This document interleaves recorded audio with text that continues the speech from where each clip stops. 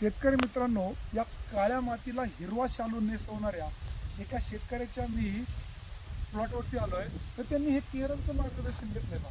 केरनचं मार्गदर्शन घेऊन या प्लॉटला सर्व कॉम्बिनेशन वापरले. त्याचा परिणाम या ऊसाची जी आता ऊस हा 4 महिने आणि 6 दिवसात झालाय.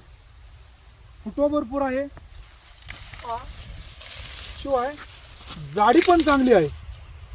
आणि विशेष म्हणजे सगळे फुटवे सक्सेस आहेत बरं का. याची जर तुम्ही उंची पाहिली तर 4 महिने आणि 6 दिवसामध्ये डोक्याच्या वर चाललेली आहे.